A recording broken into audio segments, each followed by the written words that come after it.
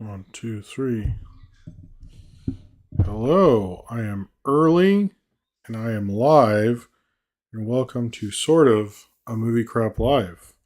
But really, oh, there we go, is an Oscar nominations breakdown.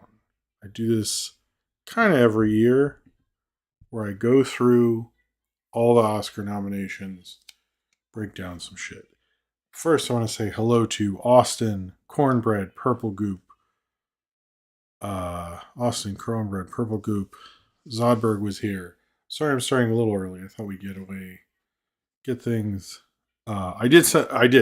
Hello, Nathaniel Foga, Jordan Slav, hello. But yes, I am here.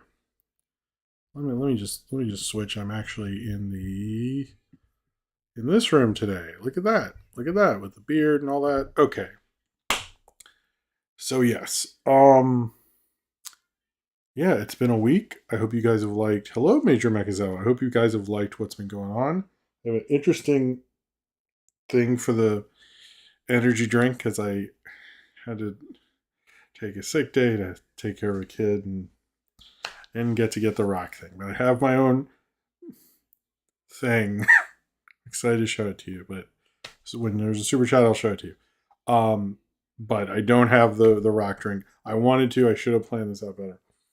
But before we get into Oscar noms, I think it's been a cool week of content. It seems like people are into the Gendy series. If you're wondering why 2 is shorter, it's because people what was I gonna say? Oh yeah, it's because people told me about a Gendy Superman, which is accurate, and I wanted to include it. So there, why 2 is shorter, and there is a part 3. Originally, there was just supposed to be 1 and 2, and I had to make adjustments. And I did a Willow review, and I was right about Flying Sailor. I'm kind of surprised. I think that's going to be a new Oscar tradition. I'm going to pick one, and if I'm wrong, fuck it, I'm wrong. But I covered an animated short. That's pretty cool. I think it's like it's either way, it's a win for something. So I did go yes when it won. I was like happy for it because it's also like good. I sent it to a few people. Um, but we are, so to be clear, what this is before we do the usual Patreon, all that stuff, um, is this is majority about the Oscar nominations. I will get into why I actually sort of have room, but I want to try to do this in an hour and change. So I don't have a ton. I don't have, and I am trying to accomplish too much, but this is basically what that is. If you're here for movie news, I will do chapters. It'll mainly be like the probably loose chapter sort of things. But if you want to just scroll through to certain categories, you can. If you're watching this live, I don't know what to tell you.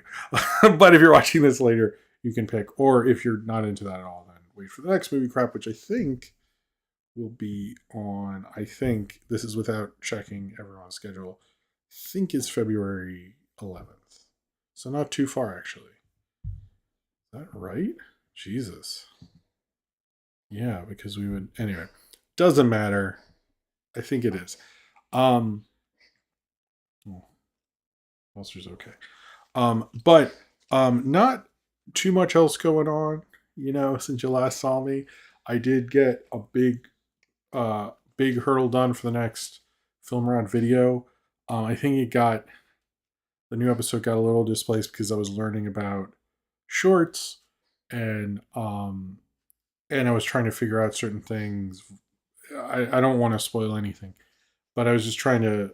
Anyway, there is going to be a big premiere thing later when that all comes out. But I accomplished something and I'm happy about it. That's basically what happened, and that's cool. And the kids are doing good. And we watched Paperman tonight, me and Sophie, and she liked Paperman. And we watched the horse one with Mickey Mouse. And all I said was, I'm pretty sure they played this before Frozen, which I think I'm right. I think they did.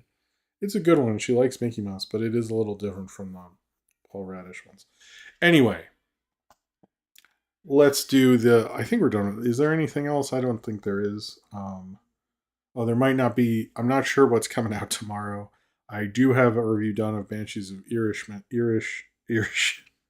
I say it right, I think, in the one that's in the one I shot. But there's just not enough time tomorrow, so I think it's either nothing or something. We'll see. Um, but so don't expect anything, but there'll be tons of stuff. I'm trying to catch up on Oscar nominees. Lots of cool stuff coming. And I want to thank you all for being a cool uh a bunch of cool people in general. Oh, it's from where's Paperman from? Paperman's from Wreck-It Ralph. Huh. The dates on them make me think differently. So that's anyway. All right. Oh, Feast was good. I liked Feast. I should do Feast next. Thank you, JJ Panda. And hello. All right. So this and everything I do is supported by you, the fans. It helped me get let me get this computer. It helped me get the sound blanket that I probably should have put up. It helps me get all sorts of things. It helped me make flyers, which everyone saw on Twitter, by the way. They put flyers on the subway. It helps me promote the channel. It helps me grow the channel very much. If you would like to help this channel grow and support the channel and help me keep making videos, it's very much appreciated either through super chats during the show where I can show you the drink when someone does a super chat, and through Patreon where it has all sorts of cool rewards like my commentary series where I do commentary on Old Cleese, Fetus, Knock Force, and my older videos, as well as you get more power in the movie review vote, you get postcards, you get all sorts of cool interactions. It's a great way to support the channel and keep in touch. As well as if you enjoy everyone on here, if you're always like watching this and you hear me talk about Austin and all these cool people, uh, they all also hang out. Sorry if I'm calling you guys out. Uh, Apologies. Um, but if you like this vibe is actually on the Discord. So if you're ever like, hey, I can never be here for them or what normal people are, you can just join the Discord because like it's you can post on there the daily questions and stuff. You can still be a part of it even if your schedule doesn't allow it. It's totally a totally chill environment.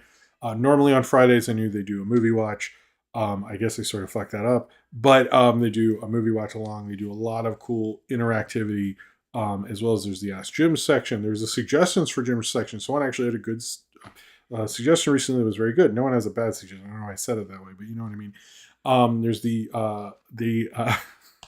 licensed trading card channel where I post what my cards are, like these ones, and Buster sat on them. So it's like it's a whole thing. It's a whole community. It's really great. I highly suggest you join. And I think Austin Zane Powers do a fucking great job. What was the other thing? Oh yes, I have a Twitter. I have a Facebook group. I have a TikTok. And I have an Instagram Reels and a personal Instagram. It's all in the description below. If you'd like to follow those things, the more follows, the better. But if you're like, hey, I just want to watch your YouTube stuff, guess what? All those videos are on my YouTube. You don't need to worry about that.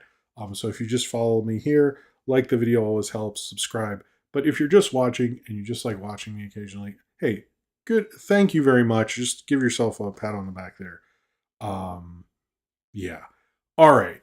So let's get into the Oscar nominations. We will also talk about Ice Merchants. I don't know if we'll be taking a break. We're just going hardcore on this. Hold on, let me set up all the stuff here so you can see the chat. You can sort of see what I'm doing there. Sort of see. We need to see it too far. Okay, I'm going to take a drink of water. I guess we'll see. What is down there. I don't know. All right, sorry, this is silly.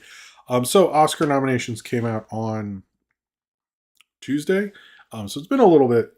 What I do here again is I go through the nominations, talk about who has what, how many other nominations certain people have, how many other records are being broken, interesting things in it, interesting names, things like that. This isn't really a prediction thing, and the Oscars don't happen until like March. So there's a lot of time. A lot of things can change. So I don't even want to do predictions until like a week before. I will do a prediction stream and I will do a reaction stream. But we had a lot of people getting first nominations. So, which is great for them, and I think great for the Academy and great for movies. But for a show like this, it's not as good because usually I have a lot of people to click through, and I go, oh, they've gotten their fourth, they're getting their third, they're getting their this. Of the 20 actors who are nominated for an Oscar between the four categories, 16 had never been nominated before. Only 4 had been nominated before. And this is not just the acting category. In directing, I think there's only 1 that's been nominated before. In producing, there's a lot of first time producers. In animation, I only have 3 people listed who have previous nominations. It's really wild. I've never really seen anything like this. I think it's good because we need new people getting Oscar nominated, and this was the year they fucking did it. They really did it, and I think that's a positive. But in terms of breaking this down, it's yeah.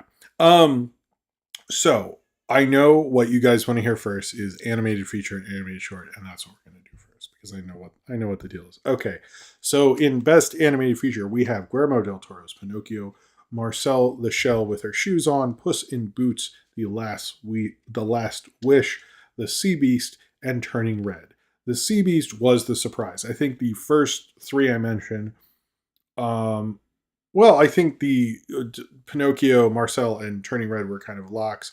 Puss in Boots, I think became a lock. I sort of wish DreamWorks got 2 nominations this year. I think it was their year, and I think a lot of people thought G Kids with Inuo would get that Sea Beast nomination, but it seems like Netflix is becoming such a powerhouse with and at least animation Oscar campaigning that they got a nomination there for the Sea Beast, which I'm surprised. I thought that movie was a little bland. I didn't end up reviewing it. Maybe I should have. I would like to do reviews of the other 2, but I'm also the original Puss in Boots. Of the people, literally, I'm not joking. Chris Williams, who was nominated for Sea Beast, has won before for Big Hero 6, and Dome Show, I think. Did they or Dome Shi? Fucking Google and your Dom or Dome Shi, who made Turning Red, won before for Bao. And then the only other person is Guillermo del Toro, and this is his 6th nomination. He's obviously won twice for Best Picture and Best what was it? Best Picture and Best Director, actually, for right? Yes, for Shape of Water. Although he was nominated before for writing. I was a little surprised there are no outside of this category nominations for anything animated, which I thought stinks. Um, I don't like that. And I kind of am like, it was such a good animation feature year. I'm disappointed that Sea Beast is in there. I think it's kind of lame. But overall, it's pretty good. I think it's cool that we have 2 stop motion films, or kind of 2 of the films that are making the most out of getting the most nominated, or have the most chance of winning in Marcel and Pinocchio. I think that's actually pretty cool. I think people were disappointed that Wendell and Wild didn't get in there. I think the bad guys, I would have put the bad guys in there if it was me. Right now, it looks like it's Pinocchio's to lose, but again, we'll see what happens later. Now, animated short. We are talking tonight after I get through the nominations and other news before the questions about the Ice Merchants. The other nominees were The Flying Sailor, which we reviewed last stream, or I reviewed, I guess, but you guys were there. The Boy, the Mole, the Fox, and the Horse. And then we have the infamous ones, My Year of Dicks and An Ostrich Told Me the World is Fake, and I think I believe it. To me, the nomination listing joke does not work unless you read both. Everyone was like laughing at My Year of Dicks, but the ostrich thing helps it. This is definitely animators being weird. In terms of what I actually can review, by the way, I have found copies of, I've obviously reviewed Falling Sailor and I'm going to do Ice Merchants. I have a copy of My Year of Dicks. I don't know about the other 2. I would like to review as many as I can. I don't like, a lot of people do a review of just all of them because of that presentation Um, I think that is bullshit. I think they deserve their own nomination. So I yeah, that's my personal take on that. And I actually found out later. I have like sort of met the My Ear Dicks people. I didn't find out till later. So, which is kind of cool. Congrats for them. Oh, hello. We have a super chat from Will. He said decent lineup for animation this year, though of course a lot of snubs as expected. Would have loved to see Oink in the nominees lineup. Oink. Hold on. Oink. Oink. Movie. Oink. Oh, that seems cool. I'm going to check that out. Okay. Well, first off, I'm going to show off. Let me get. Will can see what this is. So as I can see, so I got my son's water bottle of sharks. So there's sharks on it, and I made an immunity boost. So it does build me up. It's healthier, so that's cool. So cheers to you, Will. Thank you for the super chat, and thank you for telling me about Oink. I'm interested in this now. I'm gonna watch a trailer later. Hmm. Oh, immunity boosts are better when they're cold, but look at these sharks. This is a cool water bottle. I'm like jealous of him. He likes sharks. All right. Now I do give these out. I do read these out. And hey, Will, how's it going? It's always nice to see it. Oh, I got some water on there. Okay. Sorry, it's silly. I came up with it real random. Okay. So next, I kind of do these um as the Oscars give them out in a weird way, just to like be different. I don't know. I've always done it that way. So the next one I'm going to talk about is Best Supporting Actress. And where are we going? Where I actually moved my oh. Okay, there we go. So of these people, um they don't become street sharks, but has he drank it on the street? Yes. Okay, so here are the five nominees. There's only one acting category with two people who've been nominated before. So we have Angela Bassett for Black Panther: Wakanda Forever, Chow, I think, for The Whale, Carrie Condon for The Banshees of Inisherin, Jamie Lee Curtis for Everything Everywhere All at Once, and Stephanie Shu for Everything Everywhere All at Once. I think, hey, Catbot. Um, I think uh, Stephanie Shu is like, if you were an Oscar prognosticator, um, you were probably expecting them to write to go, she's going to get snubbed. I think most people thought it was going to happen, and it didn't, which is amazing. I think that really like took out the venom of the post nominations thing there. The only one nominated before is Angela Bassett. She was nominated for Best Lead Role for What's Love Got to Do with It. Most people think, and I do too, that she probably should have won. She's an amazing person. She seems the favorite for Black Panther: Wakanda Forever, and she's the first person to be nominated from a MCU movie, and rightfully so. I think she's a great actress. I mean, frankly, yes, they should have nominated Robert Downey Jr. for the first Iron Man. They should have done a lot of nominations. That's fine, but I don't think. I'm sure people will say that in some degree, but I don't think she doesn't deserve her nomination and her eventual win right now. I'm also one thing I'll pivot away, I guess, is that I was super worried when I kept seeing Oscar people say, "Oh, and Wakanda Forever might get a Best Picture." I was very scared because when I saw it, I was like, people. I know there are people who didn't like Wakanda Forever, and they're sort of like, because you read reviews, most critics were like, it has a lot of issues, but hey, he did it, and like that's pretty good, all things considered. And Namor is really neat.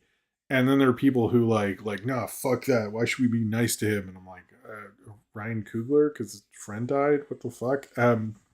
It felt like people wanted to take the opposite reaction, which I was like, I mean, okay. I don't think that movie held up as well. Like, even when I was watching it, but I was super worried that it would get a Best Picture and become like the target, and it didn't. And I don't think it actually should have. I think it's Coogler's like probably his worst movie, but they should have also nominated him for Creed and all that stuff. But Jamie Lee Curtis getting a nomination is great. I think it is just like, let's give her a nomination. I know some like, Jamie Lee, what did she even do? I'm like, just like let her have the nomination. It's cool. Um, Carrie Condon, I think, was really good. I have not seen The Whale. Oh, we have another super chat for Will loves shark water bottles. Someone give him that for his birthday. Hey, none of the cast from Women Talking got a nomination. Is insanity to me. Sarah Polley should have gotten a nom for directing too. Cheers to you, Will. So I've heard the thing. Well, cheers to you. I've heard the that because it's an ensemble piece, everyone sort of canceled each other out in terms of the Oscar thing. However, the best directing thing, I do want to say this. I do think there should have been. It's shocking that we have two female directors win back to back, and then we have a year where there's no female directors at all. And my only thing on this is, and it's as like cancel culture won't let me talk anymore as I'll ever get, is for a little bit, Oscar prognosticators would say, like, hey, it looks like this might actually be another Oscar so white, or it looks like it won't be, or something. And I know, like, Jeff Snyder, who I think is a good film reporter, and he didn't really write anything. I read the report, by the way. It wasn't itself racist. He was just pointing it out, like how you point out, like, oh, it looks like Banshees is doing well and stuff. And people, he lost his job over it. And, oh, hey, punk guy, how's it going? And I've seen other people do the same thing on Twitter and stuff, and people are very hesitant to say something. But I'm also, like, looking, like, when we get to the Andrea Riseborough thing, I think you fucking should, because, like, let's, like, give support to these people when we see, like, the Women King is losing support and you think there should be more female people. I'm not blaming any fans. I'm saying the Oscar prognosticators were all like, there's no female directors and no this and no that. And I'm like, okay, like, I'm not saying it's all on them, but they could have done, like, something. And they knew this was coming, right? That's my only thing with that. But I do think it's kind of a shame that it happened the way it did. I hope that's not too, like, I don't know. Sorry. I don't know. It just, like, I was like, people, we could have, I feel like we could have done more. Anyway. Um, okay. Best cinematography. Let's go down to best cinematography. Best cinematography is interesting. Is actually, so the third time a female cinematographer um has been nominated. Is it, I don't know if a female cinematographer has won, have they? I don't think they have. But um, other than Roger Deakins and Darius Kodanji, I believe, no one else, everyone else is new. So James Friend, who shot All Quiet on the Western Front, Tar, shot by Florian Hoffermeister, is new, and Mandy Walker, who shot Elvis, first nominations. Austin has a super chat. He said, Sarah Polley, I saw her documentary stories we tell, which I have mixed feelings on. There also, she also found out, wait, what? I have mixed feelings on there. She also found out while at the doctor's office. We have, wait, sorry. Sarah Polley, I saw her documentary stories we tell, which I have mixed feelings on. There, she also found out while at the doctor's office. I'm confused by that. But cheers. I actually haven't seen her other movie. I kind of want to see what I'm talking. Cheers to you. My one thing about Women Talking itself is I really, they used to uh uh oh, she got nominated. Okay. Oh, you found out while at the doctor's office. Okay, I understand. I'm sorry. Um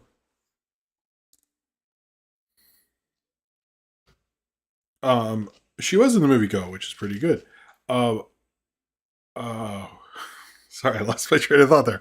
Okay, so Roger Deakins, we're talking about what was I gonna say? Oh, Women Talking. The thing with Women Talking I think is funny is it's called Women Talking. And I was like, I really want a critic to be like, I just hated women talking. Like that would just be hilarious to me. I don't know. So best cinematography, the two people we have nominated.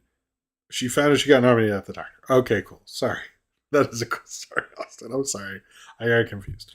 Roger Deakins, this is he got his first nomination actually for Shawshank, and he's actually won twice for Blade Runner 1917, which is great. This is the first time he's been nominated since then. This is his 16th nomination. But when I was going through this Darius guy, he is actually really cool. Because I looked him up, and this is his second nom. His other one was for Evita, and I was like, that's weird. Why would this guy work with Inaritu, who usually works with Emmanuel Lubetsky? I don't know if I love. It's okay, Austin. I'm not the greatest reader in the world, so it's okay. I don't know if I don't love Inaritu, but he usually works with pretty big DPs. So I was like, who is this guy? He has shot 7 uncut gems and a more pretty big fucking movies. I was like, how is, and he shot a ton of music videos. He worked with Madonna. He did all this stuff. And I was like, of course this guy is like this huge thing, and like he's just gone under the radar. So he probably should have been nominated for Uncut Gems at 7. He seems like a great DP, but Darius Kananji, I believe, who shot Bardo, I think rightfully so with the nomination. I think he probably just got it because he's a good DP. Probably should have been nominated for 7 because how like the thing about the nomination is like we literally have a guy in this who like he shot a movie called 7, which then the Batman cinematography wise is super influenced by. Like how much influence did the cinematography of 7? Oh, I didn't plug in my computer. Did the cinematography of 7 have? Like a ton. So my thing on that is like what a missed opportunity this guy. I find it super disappointing. So look this guy up. He's got a hell of a good filmography. It was cool finding him through Reddit. Okay, so best film editing. I didn't really look all of these people up, so we'll just talk about the idea of the nominations. I can't look up everybody, and I don't know if you'd be super into hearing about every editor who's nominated, but I think we only one woman in this, I think. Okay. Best editing, we have Elvis, Everything Everywhere All at Once, Banshees of Inisherin, Top Gun, Maverick, and Tar. The thing, so Top Gun, I know a lot of dudes my age are so happy. I think it's just a very well made like Tom Cruise thing. I'm a little like, why didn't we nominate this? Why don't we nominate this guy? Like for the Mission Impossible stuff. Like I don't even think it's like better than the best Mission Impossible. But if it's part of the Tom Cruise kind of like package team, he probably deserves the nomination. Elvis was edited to fuck. Like I'm not a big Elvis person. I probably should have done a review of it when I did see it. It's like kind of like a little bit pro Colonel Tom Parker, who I think is an asshole. I don't know if Banshees of Inisherin. I feel like that's just a gimme nomination.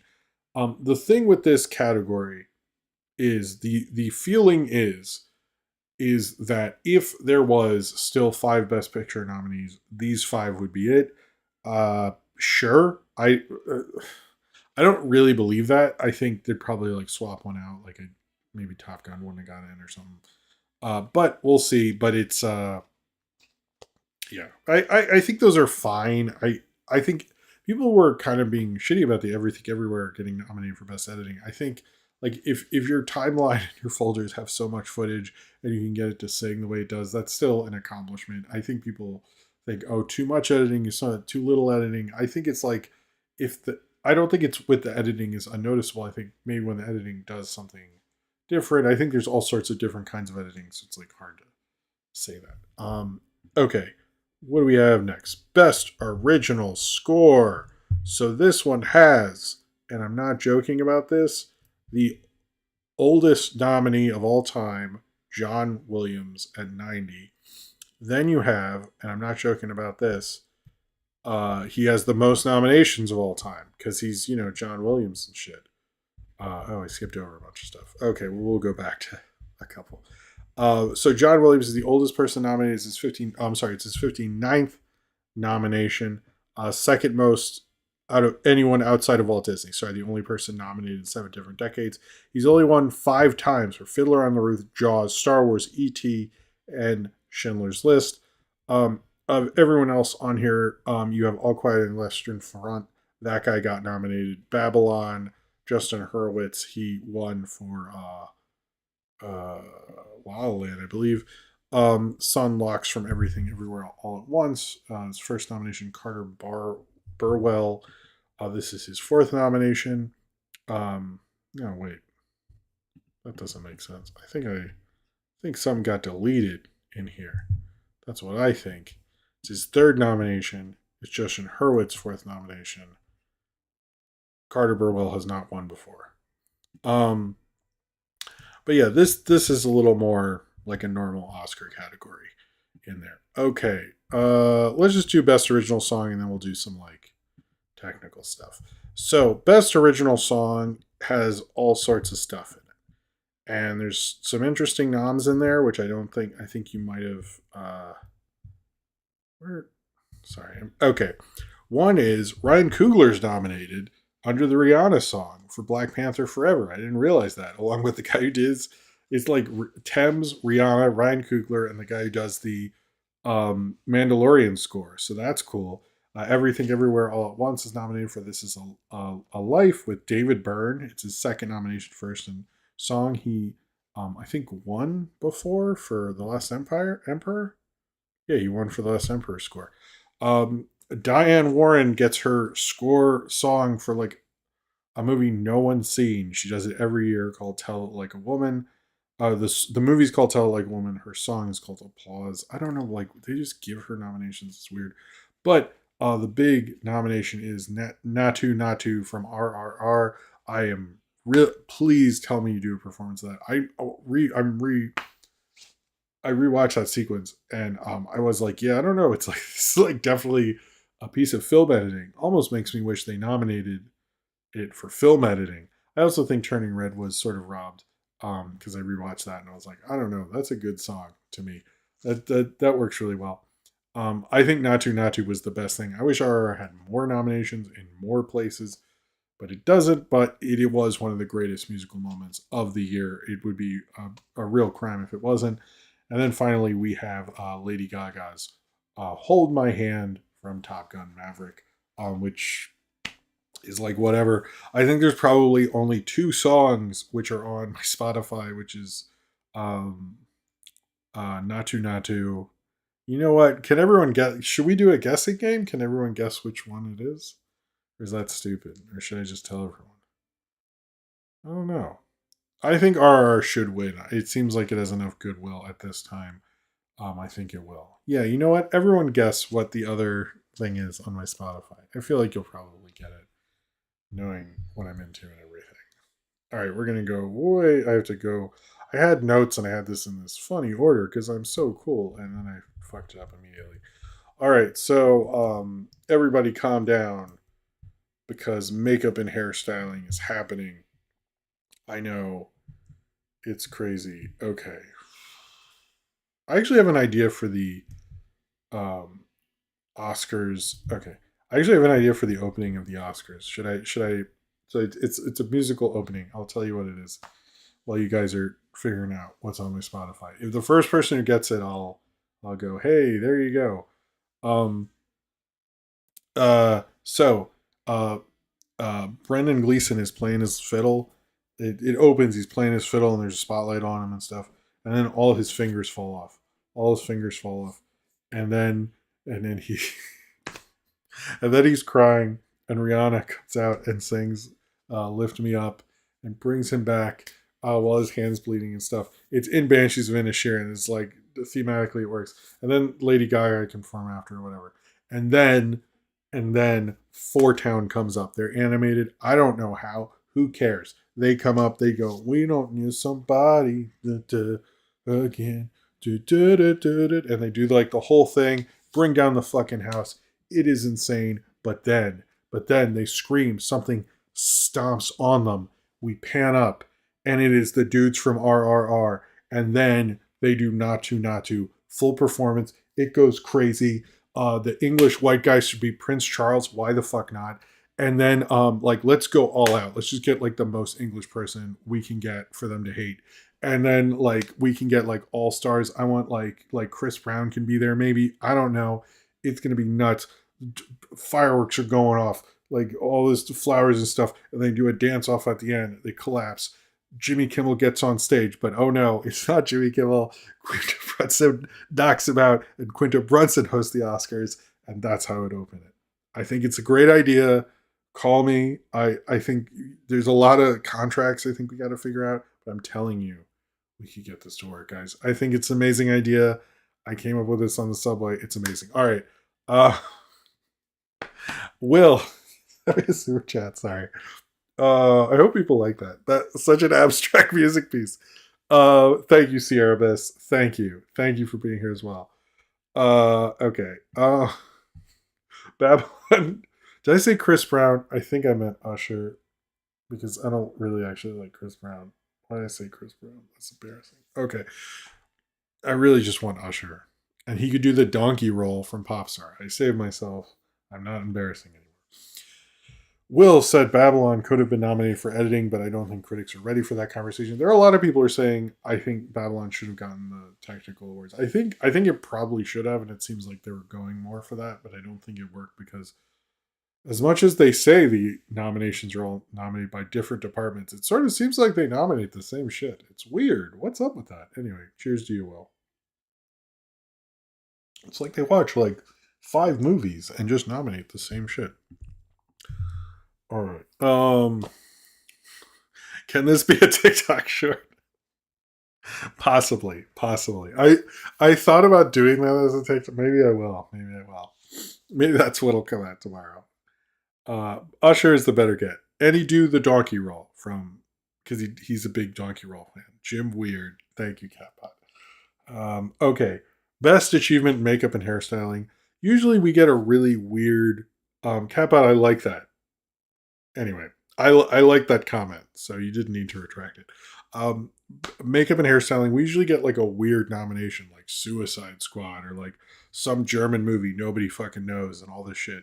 And this year it's like not. So makeup and hairstyling, I'm extremely disappointed. It's like they like thought of what was the best makeup and hairstyling, like a bunch of chumps. I don't know. Anyway, All Quiet on the Western Front, which they seem to really like. I have not seen it, but it's just like, wow, guys, you're really into this. Black Panther, Wakanda Forever, Elvis. The Batman, I think, actually has a chance because that penguin makeup was actually really good. I actually, Colin Farrell had a good year. And The Whale, which also makes sense. All right. What was the other one? Visual effects. I think you guys might give more of a shit about that one. Probably. Uh, I'm actually on the IMDb one because I can like click on names and I sort of like that actually. Um, I've always liked the IMDb one. It's probably because I've always done it. So, and you're seeing the problem is with a lot of these technical things, you just see the same shit. But it's like visual effects, All Quiet on the Western Front, Avatar: The Way of Water, The Batman, Wakanda Forever, and Top Gun Maverick. These are all huge movies. I think it's Avatar's to lose. Like that, if you saw it in HFR and 3D, like that was really amazing. Like I know it's lame to say like Avatar's. I think it's the only real win Avatar is going to get. Maybe Wakanda Forever because there does seem to be a lot of love. Hollywood does, and I mentioned this on Twitter actually. Hollywood does really respect getting through a difficult production and making something, and then that thing makes money. And like the thing that gets ruined sort of with the thing what happened with that Bohemian Rhapsody scene. People said this won best editing. He didn't win best editing for that. He won best editing because he was able to assemble somewhat of a movie and it did well. That's why I won best editing. Like you don't need to be fucking assholes about it. Like it sounds like a really hard production to work on, and then everyone like to make like manageable, and then everyone's like, "Man, what an idiot!" And it's like obviously like that is not his real. Anyway, I sort of am wondering if Wakanda Forever picks up more than just best supporting actress. Sorry, because of that. Okay. Now we're moving on. Sorry, I do this in weird. Oh, I have an actual interesting. We're gonna do costume design. Um, where's costume design? Okay, so costume design does have a crazy nomination. We have Babylon, Wakanda, Black Panther, Wakanda Forever, the person who won last time, Elvis with Catherine Martin. That name is going to come back. Don't worry, Everything Everywhere All at Once, and then Mrs. Harris Goes to Paris. Good for you getting that sole nomination. Not a lot of people got that this year, so I'm glad we got a wacky one in there. All right. So Catherine Martin is also the producer of Elvis. She's the wife of Baz Luhrmann. She got a one of not a lot of only like not very many women get multiple nominees in a night. She got Best Picture, Best Costume Design, and Production Design.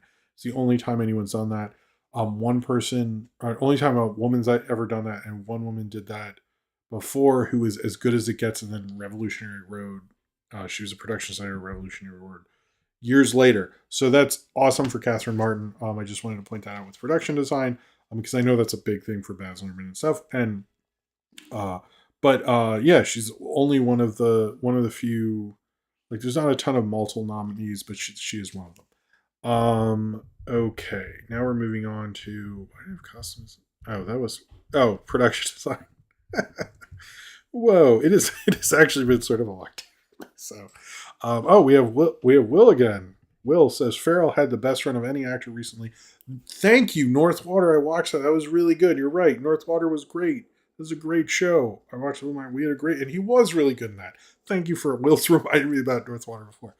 Had the best run of any actor recently. Northwater, After Yang, which I do need to see. Batman, Banshees. By the way, check out the Northwater, everyone. Yes, amazing show. Yes, I agree with you. Northwater's fucking great. Cheers to you, Will. Killing it with the super chats, and thank you for your generosity. Yeah. Oh no, I've heard Miss Harris is fine. It's just like not what you consider to be in there. Anyway, cheers to you, Will. So production design, we get All Quiet on the Western Front, Avatar: The Way of Water, Elvis, Babylon, and The Fablemans. I think Catherine Martin might get both, because I think people are like, I've seen more pieces like rooting for her, but again, like, we have a whole, literally an entire month to get to before the Oscars. So I could also see this going to Avatar, because the production design was really good. We see Babylon coming in. I think Fablemans. Just be happy you got there, guys. It's not really the thing for you. But the problem is with these awards in general, though, I will say, is you kind of have to do big, and like, there's so many different kinds of costume design, production design, and stuff, and it's based on the actual, different productions and what's appropriate for them and stuff like that. So you might have someone who's really great at production design, who made a house look, very 1996, and did it exactly like better than anyone could have imagined, but you're not going to give that a best production design. So you have to do like these crazy sci-fi worlds and stuff. So I do think like some of the problem with the Oscars is it always has to be big and showy, and like, you push your artistic, talents to the level, and like, I sort of hate the term Oscar worthy, because it's like, that's not, as a film fan, I just like seeking out cool stuff. Like, when I talk to other film people, like, you just like what Will's doing actually tonight. He's like, hey, you should check out this, you should check out that. Like, we're like mutually sharing stuff. I feel like the Oscars sort of do that, but like, a lot of this stuff doesn't do that as much as it should. But I digress. Best sound. There used to be two sound categories. Now we just get one. Is All Quiet on the Western Front. This is very much like, hey, movie loud, so sound good, I guess. All Quiet on the Western Front, Avatar: The Way of Water, The Batman, Elvis, Top Gun: Maverick. I sort of think this might be Elvis's, but I think Top Gun, because I think Top Gun probably had the most interesting sound, but I would actually go maybe Batman. I used to do some sound for like smaller films and stuff, and I used to get really into it. And when they'd have a Coen Brothers movie in best sound, that's when like the real sound nerds would get obsessed. And this is like kind of just sort of boring, to be perfectly honest with you. Okay, supporting actor. We do actually have an interesting nominee in here, and it has been 42 years. I'm not joking on this. Since Judd Hirsch has been nominated before. He was nominated previously for Ordinary People, which everybody thinks. I did talk about editing, which everybody thinks gets shit on because of the Raging Bull thing, but it is a very good movie. But Judd Hirsch is the other. This person has been nominated before. Everyone else has not, which some of these people is crazy. Ki Wei Kwan got his. He's the first Vietnamese actor, I believe, to be nominated for Everything Everywhere All at Once. Brian Keoghan, who I learned about his backstory, and after the Oscar thing, he'd been in all these group homes. He'd done all these things throughout his life. Like, he had a kind of rough life, and he's still getting this nomination. He's a fantastic actor, so congrats to. I didn't know any of that. Or Banshees of Inisherin. Brandon Gleeson. If you had told me Brandon Gleeson was Oscar nominated, I would have been like, yeah, probably. And he hasn't. This is his first nomination. And then Brian Tyree Henry for Causeway. This was a surprise, because it was a movie that seemed like it was like a project. Like Jennifer Lawrence, I will give her credit, is trying to go back to what made Jennifer Lawrence a star, like those kind of smaller movies before the Hunger Games, and that was sort of what Causeway was supposed to do. It didn't Oscar nomination work out for her, but I think she enjoyed her work. So, and Brian Tyree Henry, Probably should have been nominated for Beale Street, not for this, but hey, uh, that was them. I don't think so. To be clear, I've seen a lot of people's sound is cut or something. Sound they're saying they're going to do all Oscar categories this year. That's what I've heard. Wait, what was I looking for? Best international feature, because that's what we call it now. It used to be best foreign film, now it's best international feature. Um, and I don't really have much to say about like live action short or documentary short or documentary. I'll go past documentary on my way up to the next one, I guess. Best international feature. Now, Triangle of Sadness, which got a best director and best picture, did not get selected. I'm wondering what happens a lot is these. So if you don't know, and something I really dislike and probably heard me rant about, is each country picks a movie to be nominated. Like they don't nominate just foreign films or anything. Um, uh, so anyway, I have a sort of like an objection to that. But All Quiet on the Western Front, who looks to me like it's going to win, from Germany. Argentina 1985 from Argentina. Argentina 1985 from Argentina. EO from Poland. Close from Belgium. And The Quiet Girl from Ireland. Ireland had a wow, good. I didn't realize they were up for that too. We have a super chat from Will there. Will said, really hoping that Jennifer Lawrence and Lynn Ramsey movie is happening sooner than later. That's an ideal match in Film Nerd Heaven. It is. It is an ideal match. And I think Lynn Ramsey could deserve a win. Cheers to you. Thank you very much for your generosity tonight. And that is true. Lynn Ramsey could use a hit with her. I would definitely bring her back. I don't really know much about the documentary thing. I don't want to like fake, you know, what I'm doing or anything. I don't really like to do that. So, or wait, no. I did international. Where is documentary? I was looking at documentary short, live action, animated feature. I know Fire of Love is on Disney Plus because they're always trying to get me to watch that. So that is one of the documentaries. I'll just list them off: A House Made of Splinters, All That Breathes, Fire of Love, which is on Disney Plus, All That Beauty and Bloodshed, and Navani, I think. Anyway, I don't know much about those this year, unfortunately. I'm sorry. Um, okay. Best original. I think we're doing the screenplay now. Sorry if this is like. This is what this is, I guess. Um, best original screenplay. Okay. We, again, have a lot of people who have not been nominated before. But first, Martin McDonagh, who's nominated a lot here, he's won before, but not for a screenplay, not for a feature. He won for a six-shooter, a short. But this is his seventh nom and third in this category. I'm actually kind of curious to see that short six-shooter. Brendan Gleeson is in it, actually. It's from 2004 to 2006. It's Todd Fields, who was nominated for Tar, third nomination, first in this category. You also have Triangle of Sadness with Ruben Ostlund. Everything Everywhere All at Once with the Daniels, this is their first time getting nominated for anything. And The Fablemans with Spielberg and Tony Kushner. This is Steven Spielberg's first screenplay nomination. But Tony Kushner, it's his first original but third screenplay. And fourth overall, he's also nominated as producer. He was nominated for West Side Story and Munich for working with Steven Spielberg. Then we have adapted screenplay.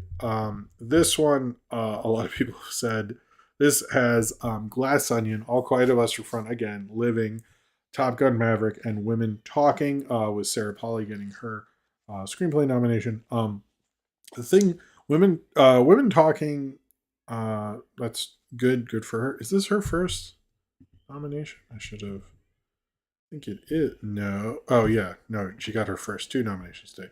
Living is actually sort of an Akira riff, just set in England, which I don't think works as well because, like, England has a lot of parks, so I was a little like, I don't understand.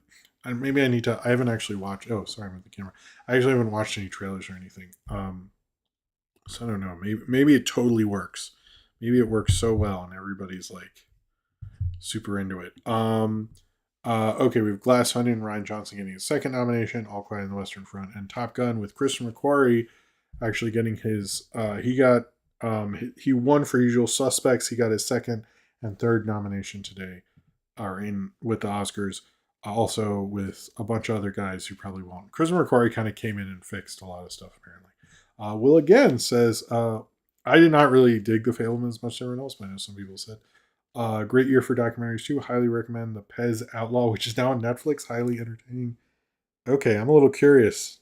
I might have to check that out. Cheers to you, Will. Cheers again. Okay, sorry. The rest won't be like this, I swear. Okay, we did song. Oh, now we're at the big shit. Now we're at best director. All right, so best director. Basically, you might think some of these people have been nominated before. They are not. The only one who's been nominated is Steven Spielberg. He is actually tied with William Wyler as the director of the most Best Picture nominees with 13. This brings Steven Spielberg to 22nd nominations. Uh, this is also with the Daniels the fifth time two directors have been nominated together.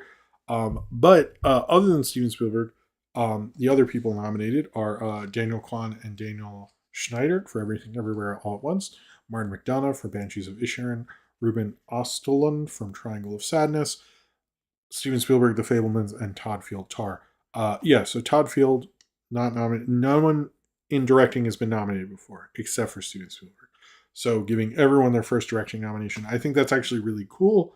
I'm really for like that kind of stuff going on. I think that's actually a really great thing, to be perfectly honest with you. Um, I really think it helps the industry, the movie industry entirely. So best actor, we have Austin Butler, Bill Nighy, Brendan Fraser, Colin Farrell, and Paul Mescal. So none of these, all first nominations. Bill Nighy is the most. You know what? I'm going to click on him again. Do you know how many times I've clicked on this? And I'm like, nominated, one Oscar. I'm like, are we sure? Are we sure? And then I'll click on it, and it's like, yep, one Oscar. How did that happen? I don't understand. Yeah, I mean, Love Actually. No, I'm joking. Paul Mescal is kind of becoming a bigger deal. I think wasn't he? Um, I saw him in. I think it's like Normal People. Yeah, he was in that. I know he's up for. Wasn't he? He was up for the. He's up for a lot of it, like the Gladiator sequel. I think it's really between three people, which is Colin Farrell, Brendan Fraser, and Austin Butler. Um, I'd say it's Brendan Fraser's to lose at this point. Colin Farrell, I think it's shocking that it's Colin Farrell's first because he has done so much good work. You think he'd be nominated before? I'm a little surprised, but I think it's Brendan Fraser's to lose. Austin Butler is doing good campaigning. I wouldn't be shocked if he like swoops in there, um, particularly for so much love for Elvis. So best, I need to take some water. I need to drink some water because best actress, we got a lot to talk about here, and we will go over this. So we have. Oh, we are running late. See, I thought we would. We have Ana de Armas with Blonde, Andrea Riseborough with To Leslie, Kate Blanchett with Tar, Michelle Williams with The Fablemans, and Michelle Yeoh for Everything Everywhere All at Once. I'm curious, this is the most Michelles have been nominated. Ha ha. But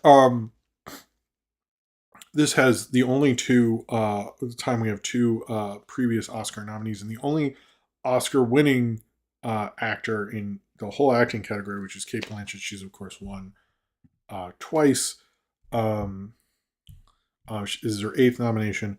Michelle Williams, this is her fifth nomination, third in this category. Michelle Yeoh, it's the first nomination for an Asian woman. Apparently, there's some like there was an Asian woman who was nominated in the 30s, and people say she's Asian presenting, and the previous one wasn't, and that seems to be very murky, and I can't really comment on all that stuff. But it's still a great big deal that she is. Ana de Armas, I think, was a shock. But Andrea Riseborough, so there's a lot of controversy about that because she did sort of a quiet whisper, like last minute ditch Oscar campaign. She paid for a lot of money for a publicist. She got her big famous friends to help out and do all those things. And the Academy is actually looking at what she did and going to examine that campaign, which, to be honest, it's a new campaign. So I don't think we should get as upset as we are. I think like if they're like, hey, there's a new form of campaigning, we should like examine it before like next year. It seems like everyone wants to do it now. So but good for her. It like literally came out of nowhere. She was really pushing with this campaign. People were starting to notice her right as voting ended, and now she's got her first nomination. So, congrats to her. I know a lot of people felt other, like particularly black women, would have gotten that nomination. I want to preface this the same way I always talk about the Netflix numbers, and it is very comparable because I don't know the fucking numbers on this. And if they do take Andrea Riseborough and felt her she's ineligible, how do we know that we're gonna get someone we want in there? And and won't that be brought into question? I think it's just like it's happened. Let's examine it. And if there really is something that is considered for her to be ineligible, then fine. But I'd be really it'd have to be something pretty egregious, I think, to take a nomination like that away. Bring way too much negative attention. But I do think I have no problem with them looking at it, and I think they should as an organization. But I think they're just upset because they're like, oh, we look sort of bad, and I'm like, well, guys, it's not like this is a new thing. All right. Before we get to Best Picture, Will says Paul Mescal is actually in Andrew High's next feature, Strangers. Same filmmaker who directed Northwater. Hey, going back to Northwater. Cheers to you, Will, again. All right. So let's do Best Picture. We're going all the way to the top here. Okay. Best Picture. We have, of course, All Quiet on the Western Front, Avatar The Way of Water, Elvis, Everything Everywhere All at Once, The Banshees of Inisherin, The Fablemans, Top Gun Maverick, Triangle of Sadness, Tar, and Women Talking. I'm glad they did the full 10. Looking at this list, I am surprised like people like James Cameron, Elvis, and the James Cameron and Elvis himself. No, Baz Luhrmann didn't get Best Director nomination, but people like Jerry Bruckheimer got his first Oscar nomination because of Top Gun Maverick, which is kind of hilarious. Frances McDormand got her first Oscar nomination. I guess Sarah Polley has been nominated for it because she's not getting. She wasn't a producer. Anyway, Frances McDormand got her first Oscar or her not her first. What am I fucking talking about? That's not her first. I wrote it down actually. It's her eighth nomination. Blah! Her eighth nomination for producing this film. Um, I'm glad they put 10 nominees in here. I'm really glad they did. I think that is excellent. That should happen honestly more often. It should actually happen every year. I have seen what I've seen Avatar, Elvis, everything, Banshees. I need to review some of this. Sorry, Fablemans, Top Gun. Yes, I've seen one, two, three, four, five, six. I've seen six. I need to see All Quiet, Triangle Science, Tar, which I think I'm seeing soon, and Women Talking, which seems I should see that one. So those are the Oscar nominations breakdown. I'm going to just talk about here's what I'll do. I'm going to talk about the Razzies real quick, Justn Roiland, and then we'll get into Ice Merchants, and then we'll do questions, and then that's it. Okay, so the Razzies I think were as terrible as usual. They nominated the girl from Firestarter, which did not go over well. They nominated Blonde and said Marilyn Monroe and like misogyny or something. It's just like, guys, what the fuck is this? So, the Razzies are really embarrassing. I think I mentioned on Twitter, if you're gonna reboot the Razzies entirely, I really hate what it's doing and what it's doing to film culture. It's basically run by a bunch of guys. Sorry, it's basically run by a bunch of people who like don't really watch like movies. Like we get these people who like, hey, I want to make some Twilight jokes, and you're like, I mean, I don't like it, but like, what? Like, it's just like some of their jokes. It's like that's not even how people consider bad movies. They're just like, we're just stuck with these idiots' opinions. So what I seriously think is like, let people who are good at talking about bad movies run the Razzies and let like Tommy Wiseau be nominated and Neil Brand and people like that. And like, why isn't Asylum nominated? Like, why aren't things like that? Like, that's what bad movies are to most people. Not like Morbius, fine, but like Blonde, like, what are you doing? Like, I don't understand. Like, it. I get that like when the Razzie started, it was part of the Golden Turkey Awards and the Medveds, and that was like the thing. But we are so far removed from that. it is not cool to do that with bad movies anymore. It really wasn't cool when they did, but at least they had fun and like would make up movies in their books and stuff. Like they would, you know, I don't love those guys, but at least there was a level of creativity to it. And the Razzies just stink. Like I just anyway, they're the worst at being the bad movie show. Just let someone make an actual bad movie show. Like give it to Mystery Science Theater or something. Because like I have fun with those bad movies all the time. It's not just Mike and the Bots. They're actually pretty good. Like Dr. Mordred, like things like that. Like you could do an award that's literally like when there's a season of Mystery Science Theater, best Mystery Science Theater movie and things like that. Like there, I think that would be a good idea. So let's take that over. I'm just going to touch on this real quick. The Justn Roiland stuff, he was basically fired from everything. I think that's really warranted.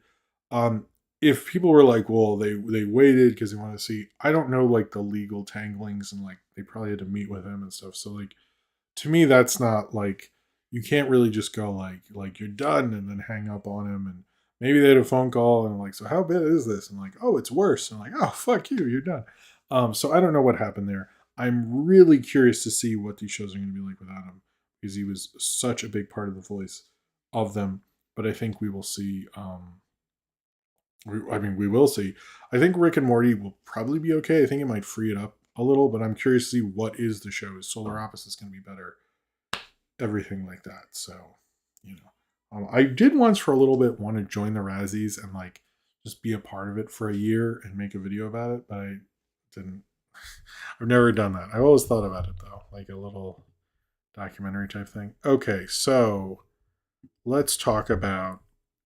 Um, I'm hold on. I'm gonna drink some water here. Thank you all for being here. As you know, I'm trying to talk about as many of the animated features as I can. I will be doing a separate video. I have a copy of My Life of Dicks.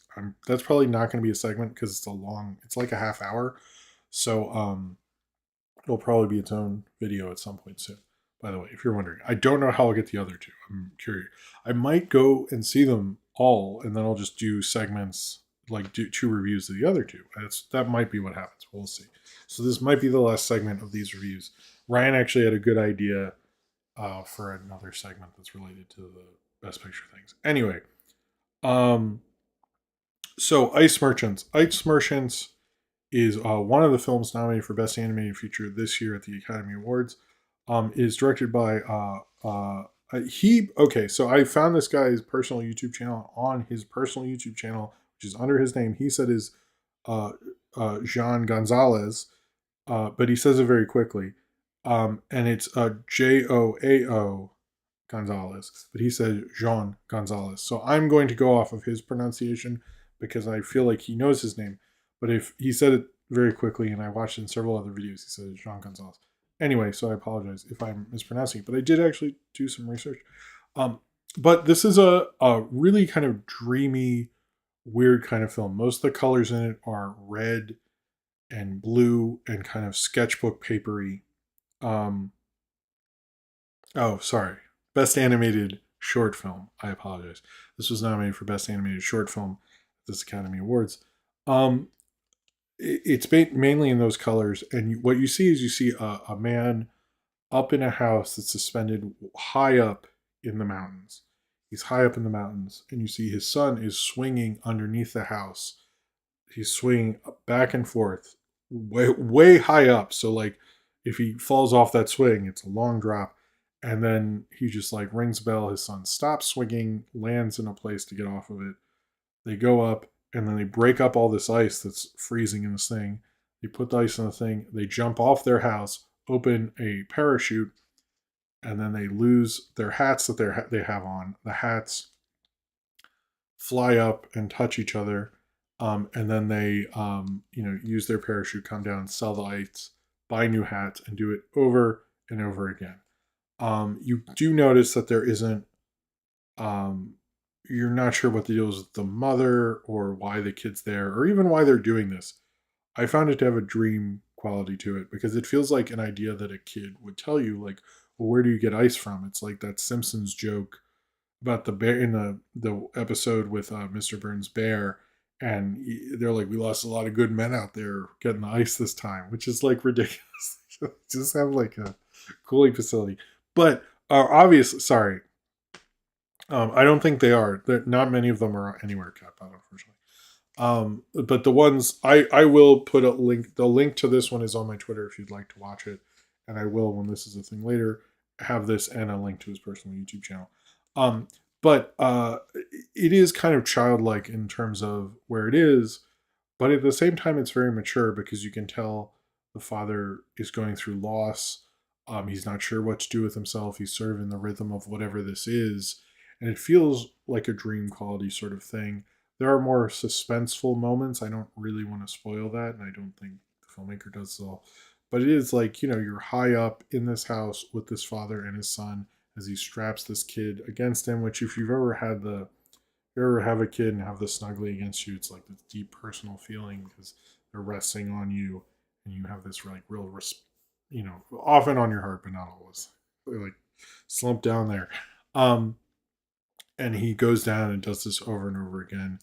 It's a really beautiful, I think, movie. I think everything, even little parts of it, come back and connect to a certain thing. Um, but uh, I kind of liked the reality of it. It felt like you had a dream. And I know people say the term fever. I never have fever dreams. But I have dreams where you're like suddenly like it's your house, but it's like in this weird location.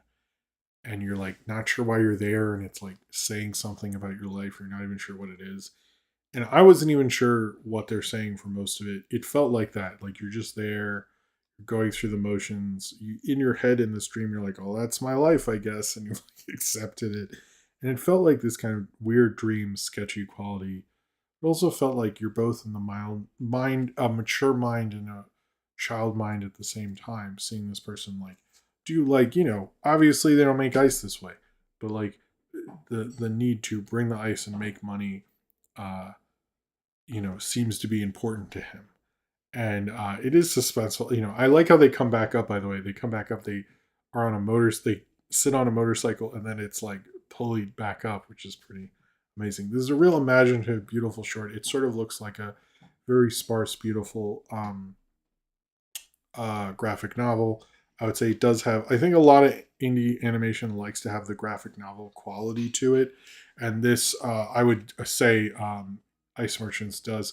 This is a very accessible kind of movie. I'd say of the two I've watched, I think this is like a lot easier to go down, but it is like supremely like kind of strange in what it's doing because you're not. It feels off the entire time, and not in an uncomfortable way, just in a way like how a dream feels off, but you sort of accept its offness and you accept sort of the loss. But you also understand that he really loves his son and loves his family and is trying to do what's right for them, even if what's right is, having a weird house, um, having a weird house up in the mountains and like jumping off and like, giving people ice, which doesn't really make a lot of sense. But I don't know if this movie was meant to make a lot of sense. I don't know if this movie was meant to represent exactly what it is, but I think it represents that dream and those things that are important to us in our dreams. And I think Ice Merchants like captures all those things from maturity and child, the mixture of a real man and I think life and the childlike sense of wonder together, but gives them both kind of a level of importance. It just is very alive in itself, and I just really loved Ice Merchants for that. I think this is a little more all audience than you probably expect from this group of nominees, at least. And I think it's like wonderful in that, but it will surprise you, I think, some of the places it goes. All right. Let's do like 12 minutes of questions and then let's end this. So if anyone has any questions, we'll do that. Um, so I will this one and the Flying Sailor were both on the New Yorker's YouTube channel. And if you look at my Flying Sailor review, you can find the link. I've heard they might go down, so I would do that faster, like tonight. Basically, I would do that like this weekend. I've heard some of them might go down. My Life of Dix was up when I found it. I would search for that. They have their own website. I'll put that in the Discord later tonight because I have to do dishes after this. Cornbread asks, hypothetically, if YouTube crumbles on itself, as does the movie industry, and your house also somehow ends up on an icy cliffside, will you become an ice merchant? I heights. That's I don't know. That's scary. I don't know. I was spending a lot of time with Oscar today, so it did resonate with me a little more, because of that. Question: how do you feel about Aqua Teen Hunger Force coming back with a new season? Major Mekazawa. I mean, I haven't seen the movie, which I will see when it gets on HBO Max, and I will have a review and stuff. But that might temper my opinion. I haven't watched it yet. I'm fine with it because that show like would disappear and come back all the time. I also like the guy who does Frylock. Like he needs that guy. Like give that guy some fucking work. Like he's always like struggling and stuff. And I hope they're paying him well. That's really what I hope. Um, Austin said, "What immunity booster? It's like a raspberry one. It's like Immunity Plus. I always just have them just to like get some vitamins in me." Catbot, what would be a good replacement for Rick and Morty? I think I said on Twitter, Michael J. Fox and Christopher Lloyd would be good. I think that would be good. I wanted to do a video of it, and I couldn't like where it was gonna be a Scooby voice who was like, "Gosh, Rick, well, I don't know what we should," or Gosh, Rick, well, I don't know what we should do," and then he's gonna be English, and like I couldn't switch voices. But anyway, I didn't do it, obviously. But I think Michael J. Fox and Christopher Lloyd should be called first. But I hope they don't just get someone who does a bad impression. I think it'd be cool if it was a little different. You sent a Patreon question. Did you do it? Okay. Well, if you do it during the show, that gets a little trickier there. Uh, oh, okay. All right. He said, "What's an animated character you'd like to see pop up at the Oscars?" Samuel Foga. I would say Puss in Boots. Puss in Boots would be good. I think this year especially. Um, Nathaniel Foga also asks, "What's a animated film you're looking forward to?" Spider Verse. We watched a trailer for that tonight. Spider Verse 2. I think that would definitely be the first one, and then probably Mario. I guess those are the big ones. I don't know what Disney and Pixar are doing. I haven't really looked either. And Blood Tea, did Avatar really had the cultural impact after the sequel? I think it does. I think people are just being just jerks. Just like let people have their thing. It's like if you're not the problem is like people like if you're not texting and tweeting about this thing, then it's like or no, like making TikToks and all this stuff. It's like there are other people in the world and people just consume these social media thing. So it's like let it go. I don't really understand that, but I think it still did. I mean, it's still doing very well. Did you ever get bitches for Frylock? I mean, I I did. I did a good job. Cornbread. Does AMC Plus make sense as a service between Pantheon and everything else written off? It's it's being so niche. Could it even sustain itself as a service? Um, I think it will. I mean, I don't know. There hasn't really been much we've heard about that, but I think Shutter probably will because Shutter I know does pretty well. So I'm curious what will happen to it. But I think maybe the subsidiary things would because I don't know if AMC Plus is doing as well as Shutter necessarily. Um, who should play young George Lucas, Frank Marshall, and Kathleen Kennedy in The Fablemans too? I wonder. I mean, Fablemans didn't do well, so George Lucas. I don't know. Maybe it was that secret sweet life of Zach and Cody guy. Maybe I don't know. I don't know if there is a or actually maybe like the Dotson from Stranger Things. Maybe I don't know. It'd be hard to do Lucas. I think Frank Marshall. You could just like get somebody and Kathleen Kennedy. I would maybe go with it. Just get some stranger. I'm not creative with the kid. You would have to get like 20. I don't know who you. Yeah, I don't know. Sorry. Do you think DreamWorks' future is looking bright in San Francisco? I think it actually is looking very bright. I think it's actually going to really work out for them. I'm interested. I was thinking that Chris Meledandri, who's been running them, has been doing a good job, like playing around a lot more with them. Um, so Austin asks Michael J. Oh, okay. Well, but his lines will be right in front of him, right? I mean, because he's voice acting. I don't know. It's an idea. If he doesn't want to, it's fine. Obviously. Cornbread. When reviewing through the Shrek series, will you be watching the Shrek 3D ride that got dumped on Netflix? I didn't know about that, but maybe that'll be a segment at some point. I'll check out the deal with that. Embla T, will the Chris Pratt Mario movie have a cultural impact? Yes, that's going to be huge. Um, I think people are like, oh no, it won't, and no one will like it or something, but I think it's going to be a huge deal. What's a Disney franchise you'd be surprised if Disney revived for Disney Plus? Maybe if it was like Indian in the Cupboard or something, I'd be a little surprised. We haven't heard much about that. That used to be such a big franchise as a kid, and now obviously you wouldn't want to do that. That's the actual name of the franchise. So, did you hear about the animated Critical Role news? Now they have a first look deal with Amazon to make more animated content with them. I heard about that. I don't really know Critical Role at all. I know they have stuff on Amazon. I mean, good for them. It sounds really cool. I don't know. Nathaniel Fogo, what's something you feel was benefited by a Disney buyout? Uh, I don't know if Prey. I don't know. I'm curious what. I guess The Simpsons. More people are watching The Simpsons on streaming because it wasn't on a streaming service before. So that's something that has been. Simpsons have benefited. Emblood T was the VFX for Everything Everywhere All at Once snubbed. It would have been a great reminder for Hollywood they don't necessarily need expensive CGI and abusive workplace to achieve great art. Good one. No, you're right. You're not wrong. And you know what? Thinking about it, that is a snub. You're right. Catbot, what would your bad movie award show be called and who would host? Um, it would have to be a host of Mystery Science Theater, and I would just take the Razzies. I just want it.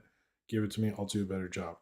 Cornbread, did you see that one tweet about how made for streaming movies shouldn't be nominated since they're not intended to be theatrical? Should having theatrical runs not even matter anymore? I think, well, it's been shown that movies actually need to open theatrical, then go to streaming, because commercially audiences just won't see them as much. Like I think the Batman was one of the biggest streaming debuts for a movie, so you kind of need to have a theatrical debut. I don't see why we're still fighting about that. A movie's a movie. Who cares? It's not. It. I think it's a little silly, to be honest with you. But I do think it helps the film to have a theatrical run first. Like it helps the dialogue, the conversation lasts longer. I think like maybe smaller movies that aren't going to be around as long shouldn't, but I think Buster's sort of done. So this let's do the last one. I think that's it. I did start early, so um and we went over an hour, so okay. Okay, yeah, I know a lot over an hour, but you don't have to okay. Question Austin said, are you watching the Puppy Bowl this year and what trailers do you want to see during it? I was thinking I would like to see the Marvels, and I think we'll get a Deadpool trailer. Question, was BronyCon the last con you went to? It actually was. It actually was. So you're right. All right. That is it, everyone. Thank you for the Oscar nominations breakdown. Sorry if it wasn't as many as usual because there's just so many first time nominees. I did think it was actually, when you really go through it, a better list, but obviously I probably would have nominated different stuff myself, but whatever. Anyway, thank you all for being here. I think the next Movie Crop Live will be the 11th. Um, and I don't know if something will come out tomorrow. Maybe I'm not sure if I'll do that Oscar. How the Oscars should open movie crap short. Maybe I will. But thank you all for coming out. I know it was a different Friday night thing, but I thought I do like to do my Oscar streams. I will do a prediction stream and a reaction stream. So, but anyway, thank you all for being here. Thank you as always for coming out to the show. All your support, all the super chats are always really appreciated. I really much thank you all for that, especially Will and Austin and whomever else gave a super chat during the show. I really appreciate it. And yeah, try to see as many movies as you can. See one of these. How about this? Go see a movie on that's nominated that you haven't seen. That's like use that for that. Use some of the good from this thing. So anyway, thank you all for saying it was a great show. That's very nice of you, Major Mexo and Austin. Give a like to the video if you haven't. It helps grow the thing. Subscribe if you haven't. All that stuff. Hello, 2J703, right when I'm leaving. But anyway, I'll see you all next time. Have a good night. And, I guess get ready for the Oscars. Hopefully I can see them all before it ends. All right. Peace. And sleep well, everyone. Sleep well.